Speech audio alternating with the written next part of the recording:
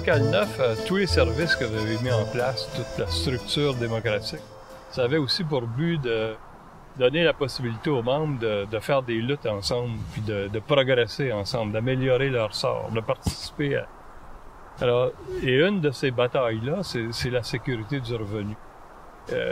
Une des choses que vous avez défendues, même si vous ne l'avez pas obtenue, vous avez quand même mobilisé votre monde là-dessus. Es-tu capable de nous expliquer les grandes lignes de ce que c'était ce projet de sécurité du revenu dans la construction?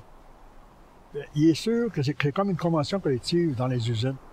Quand tu négocies une convention collective, tu négocies une sécurité du revenu, dans ça est compris ton fonds de pension, dans ça est compris tes assurances salaire, y compris tes conditions de vie, c'est compris là-dedans.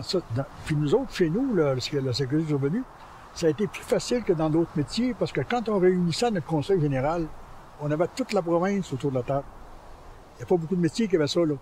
Fait que quand on parlait de ça, nous autres, des objectifs, qu'on parlait de ça à d'autres métiers, pour eux autres, c'était plus compliqué. Ça a été plus compliqué pour nous autres aussi de le vendre à d'autres métiers. C'est pour ça que ça a pris tant de temps à tirer. Mais la sécurité du revenu comme telle, c'est un programme, à mon avis, c'était un projet qui était extraordinaire. Parce que quand tu dis qu'un travailleur rentre sur l'industrie dans un chantier de construction, qui sait qu'il est le plus vieux, donc il sait qu'il va être le dernier parti, ça lui donne au départ une sécurité. Il n'a pas peur de perdre sa job. Puis l'autre qui sort, il sait qu'il va être appelé, qu'il n'y a pas un autre qui va prendre sa job un autre job parce qu'il est plus jeune que lui. Tu sais, il va selon ça, comme on a dans les usines. C'est d'introduire la notion d'ancienneté. La notion d'ancienneté et la notion de sécurité. Parce que quand tu sais, je disais que le problème de l'industrie de la construction, c'est que les gens étaient insécures. Mais c'est sûr, je l'ai vécu moi-même dans l'industrie de la construction. Quand tu es sur un job, là, que tu commences à dire, bon, il va y avoir un slack en fin de semaine. Ben, tu sais pas si tu vas être dans le slack, d'abord, tu vas être mis à pied. Puis si tu es mis à pied, tu sais pas si tu vas être réembauché, puis combien de temps que ça va faire. Tu prends ton coffre, tu l'amènes chez vous, tu sais pas quand est-ce que tu vas leur sortir. C'est ça qu'on appelle l'insécurité de la construction. Mais si on pouvait éliminer ça, dire, hey, tu viens de donner une sécurité extraordinaire aux travailleurs. Et dans ça, en parlant de sécurité, ben là, tu parles de tout. Tu parles de fonds de pension, tu parles d'assurance, tu parles d'assurance maladie, tu parles de congé maladie, tu parles de tout. Mais ça n'a pas abouti exactement comme on voulait, malgré que là, aujourd'hui, les conditions des travailleurs de l'industrie de la construction, ils se rapprochent drôlement du rapport Picard-Sexton. Au niveau des vacances, des objectifs, au niveau des vacances, au niveau des salaires.